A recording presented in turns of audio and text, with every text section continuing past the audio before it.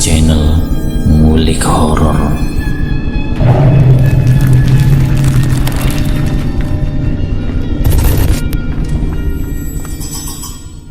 Assalamualaikum warahmatullahi wabarakatuh. Kembali lagi di channel Ngulik Horor. Channel ini menceritakan tentang kisah-kisah misteri. Kali ini saya akan membawakan kisah misteri yang ditulis oleh @penjahat Klausa. Kalian juga dapat mengunjungi tweet beliau langsung ya. Nanti link saya akan sediakan di kolom deskripsinya. Oh ya, di dalam cerita ini nama dan tempatnya disamarkan semua ya, untuk menjaga privasi pihak yang terlibat di dalamnya. Yuk, daripada kita lama-lama, langsung saja kita simak ceritanya. Bismillahirrahmanirrahim. Kali ini saya akan membawakan kisah misteri yang berjudul 13 km di dalam hutan. Perkenalkan, namaku adalah Mugi. Ini terjadi pada tahun 2019. Cerita ini bermula pada saat diriku mengirimkan sebuah pesan kepada kawanku yang memang dia hobinya berjalan-jalan. Pesan itu pun berbunyi, "Kalau kemana-mana ajak gue dong," kataku. "Ya sudah, kalau kamu mau, malam ini gue mau ke Bogor," jawab kawanku. "Harus banget malam ini ya?" tanyaku lagi. Jadilah malam itu aku dan kawanku itu melangsungkan perjalanan. Tapi sebelum kawanku hendak menjemput diriku di rumah, dia mengirimkan sebuah pesan yang berbunyi, "Sorry, gue agak telat, ban motor gue bocor bro," katanya.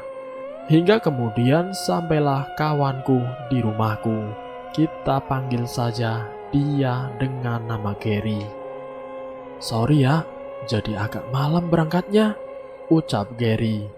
"Ayo sekarang saja," jawab Gary. Dan kami pun memulai perjalanannya. Saat baru saja kami memulai perjalanan beberapa ratus meter, tiba-tiba ban motor Gary kembali bocor. Ini sungguh di luar dugaan, hingga akhirnya kami pun harus sejenak menepi untuk menambal kebocoran ban tersebut. Setelah selesai menambal ban motor yang bocor tersebut, kemudian setelah sejenak berbincang, akhirnya kami pun sepakat untuk melanjutkan perjalanan. Waktu pada saat itu menunjukkan pukul 11:30 malam. Kami mengambil rute perjalanan yang ditunjukkan oleh GPS, hingga kemudian sampailah kami pada sebuah jalanan yang membawa kami menuju ke dalam hutan. Saat baru saja kami masuk kepada jalan yang terhubung ke dalam hutan, kami mencium aroma buah mangga yang begitu menyengat sekali. "Kamu mencium aroma mangga tidak?" tanya Gary. "Iya, kamu juga?" tanyaku. Bahkan yang sangat membuat kami merasa aneh adalah ketika kami terus melangsungkan perjalanan, aroma buah mangga itu masih begitu melekat di hidung kami. "Sudah, tidak usah mikir macam-macam," ucap Gary. Kami pun terus melanjutkan perjalanan dengan Gary yang membawa motor di atas kecepatan 90 km per jam. Aku pun sempat berpikir, Gary gila kali ya? Ini di tengah hutan, dia ngapain ngebut kayak gini coba? Gumamku dalam hati. Pada saat itu GPS menunjukkan angka 13 km untuk kami bisa keluar dari jalanan hutan tersebut.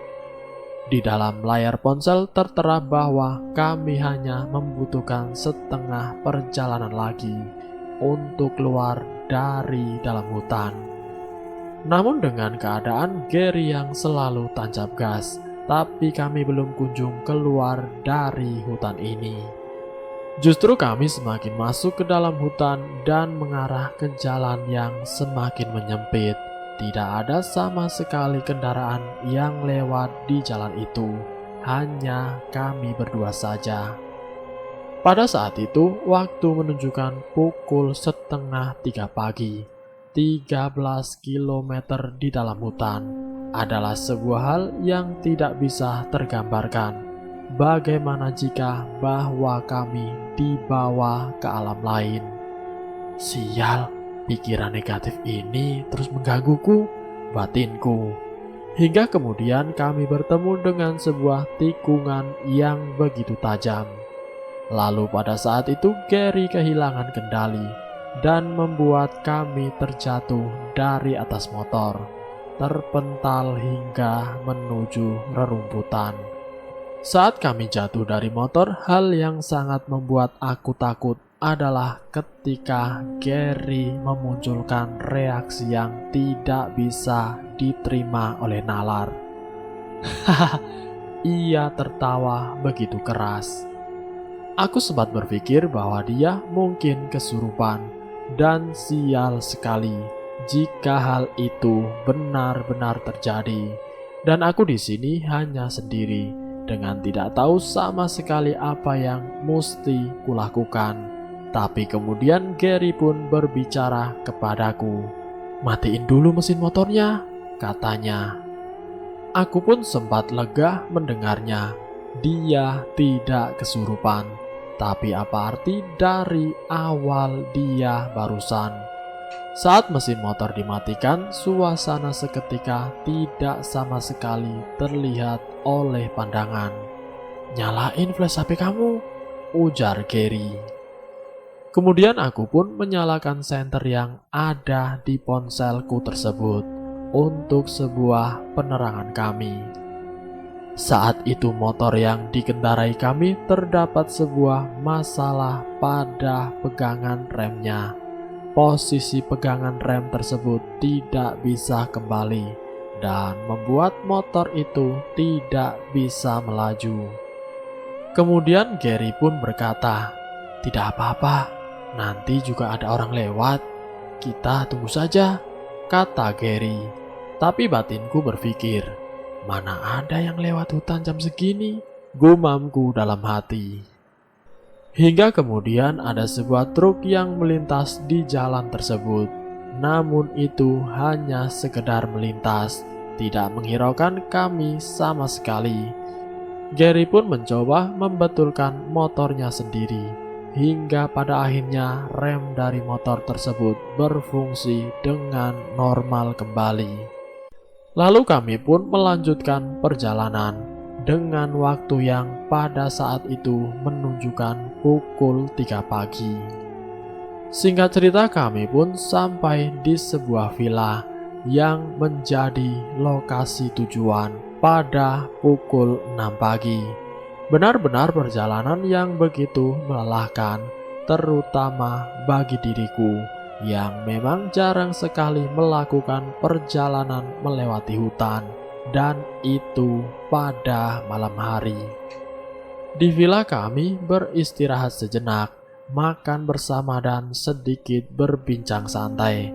Saat itu aku dan Gary berbincang, dan kemudian aku pun berkata kepadanya, "Gimana kalau nanti kita pulangnya agak sorean saja?" kataku. "Oke, siap," jawab Gary.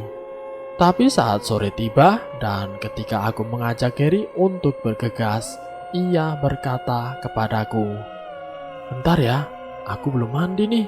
Nanti habis maghrib aja ya," katanya. Karena aku di sini ikut dengan dia, aku tidak bisa berbuat apa-apa. Ya sudah, aku mengikuti kemauannya. Terus terang saja, aku masih trauma dengan kejadian semalam. Untuk itu aku mengajak Gary agar kita pulang pada sore hari, supaya nanti di perjalanan hutan yang tadi tidak begitu diselimuti oleh kegelapan.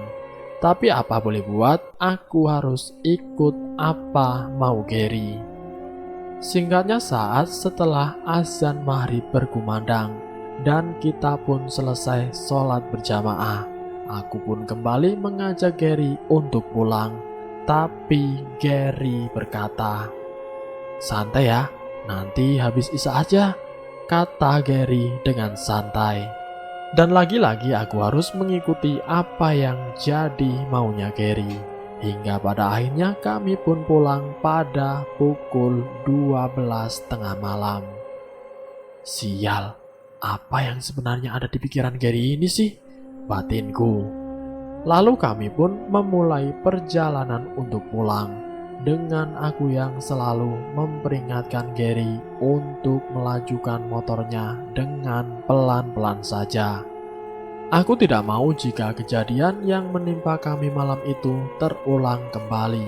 Gary membuat aku terkejut dengan hal yang ia dengar dari GPS yang berkata, 13 km di jalan, mari mati. Jantungku berdetak dengan begitu cepat pada detik itu juga. Tapi saat aku melihat GPS, ternyata apa yang didengar oleh Gary itu salah. Yang benar adalah 13 km di jalan Mariwati. Itulah yang tepat. Aku masih mengingat betul portal ini. Masih mengingat persis jalanan yang akan kami tempuh di depan sana. Hingga di perjalanan dari kejauhan aku melihat seekor anjing di tepi jalan. Tapi semakin dekat dan semakin dekat, justru anjing itu tidak ada di sana. Dan saat kejadian yang tidak pernah aku lupakan adalah ketika aku melintas ke arah di mana anjing itu berdiri. Tiba-tiba di sebuah kursi kayu nampak bayangan hitam yang tengah duduk. "Ger, kamu lihat tidak?" tanyaku. "Lihat apaan?" Gary justru berbalik bertanya. "Tadi di sana ada yang duduk, Ger," kataku. "Anjir, jangan bercanda ah," jawab Gary. "Asli, Ger, di sana," jawabku sambil mengacungkan jari.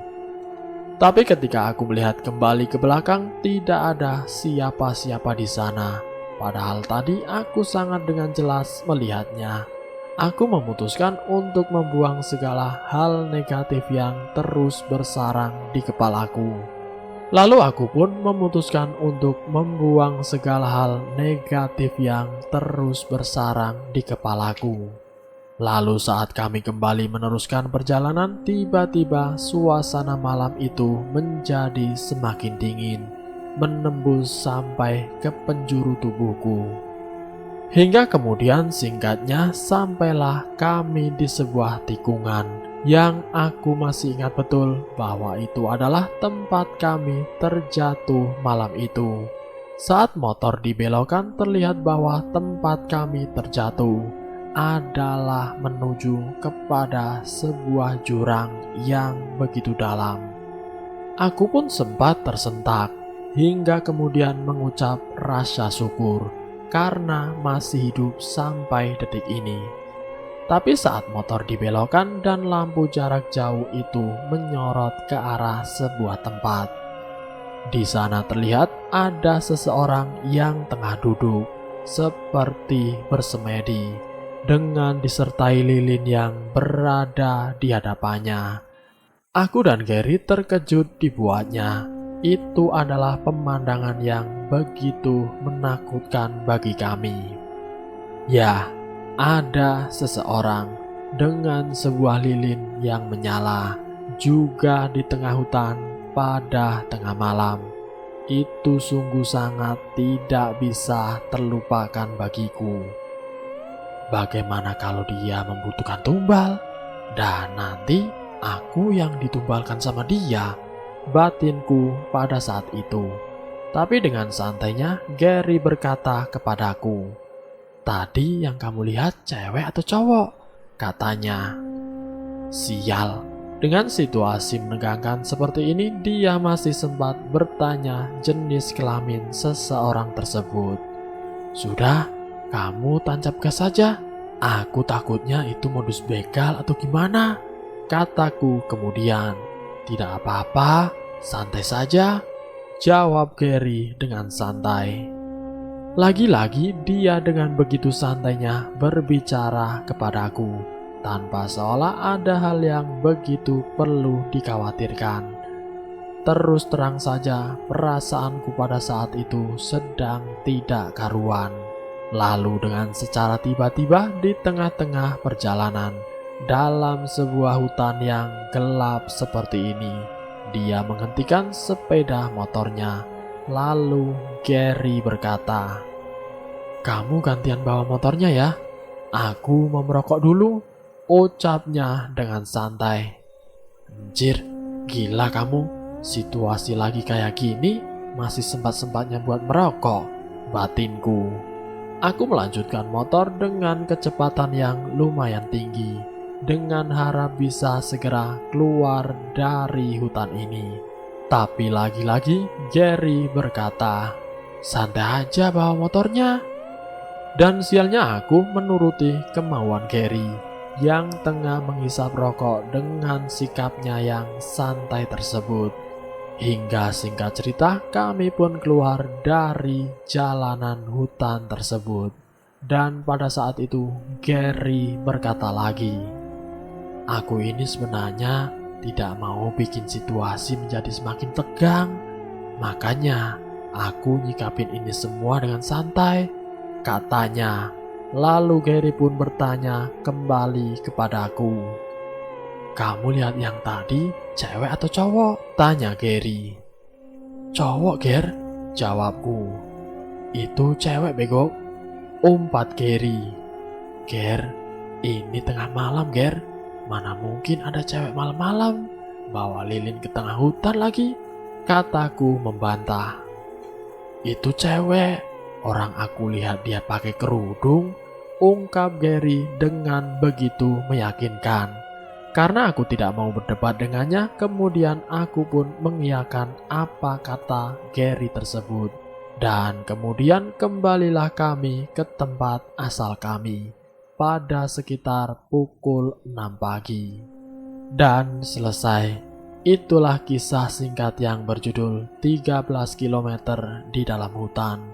Semoga kita bisa mengambil hikmah dari kejadian ini.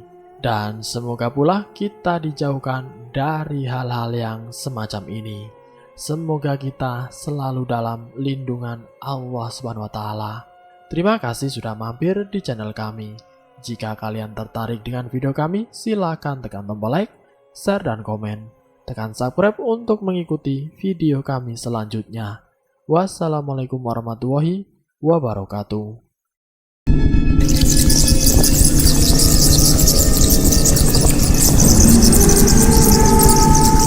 Selamat datang di channel Ngulik Horor.